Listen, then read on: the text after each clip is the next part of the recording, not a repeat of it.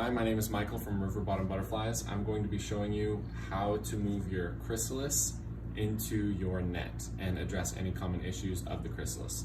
The first thing you might notice is that these guys are shaking pretty closely, pretty vigorously.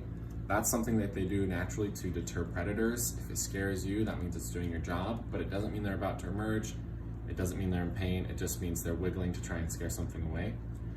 If you take a look now as far as opening it goes, once all of them have formed their chrysalis, you might notice some of them have formed their chrysalis on the bottom.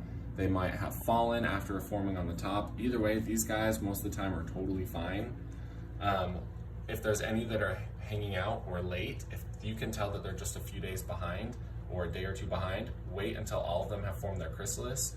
If you see one that's like half the size of the others, or if it's a runt, I would recommend doing what I'm about to do and then replacing this paper with another clean piece of paper after washing your hands and giving that last one a chance to reach chrysalis stage.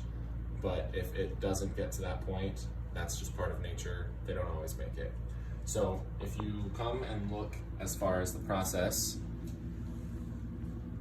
you just open up the lid and take off the coffee filter, all right? So we see a lot of extras, and take the webbing off. These three have attached cleanly. If you'll notice, this guy here has a little bit of black fuzz. That's just from his last molting. It's not a problem. It's not a caterpillar head. It's just extra fuzz or extra caterpillar hair. So I'm gonna put that on the ground, and I see that this guy is kind of hanging out.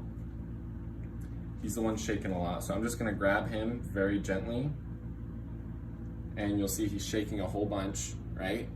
All I need to do is, there's a microscopic hook on the very tip where this is shaking right on the tail, and I'm just going to gently glide it down along the paper, and sometimes it works really well. If it's not grabbing on its own, find a little bit of the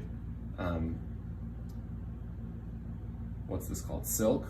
And if you put it right on top of the silk, usually it grabs just fine, even if he's kind of hanging out a little bit more. So he'll calm down once there's less movement, but he detects movement, so he's gonna keep moving to try and deter a predator. Now there's one guy that's all the way down here. So you can use a spoon, you can use your hand. He's just in the middle of the caterpillar frass, no big deal. There's a little bit of silk attached to him. I'm just taking that off. And then the last of his fuzz, of his molt, is right on his tail because they push from the bottom up to the very tip of what I'm holding here. Just gently grab that with your fingers and pull it off. It's very, very easy. And then you can see the point, and we're gonna try the same thing again. We're gonna pick this up and we're gonna gently run this along the paper until it grabs. This one's grabbing a lot easier, okay? And now that it has formed, you are going to take a safety pin and put that safety pin or any other device right through this paper right here and through the lid of your netting or enclosure, and you should be good to go. Within a week, you'll have your butterflies.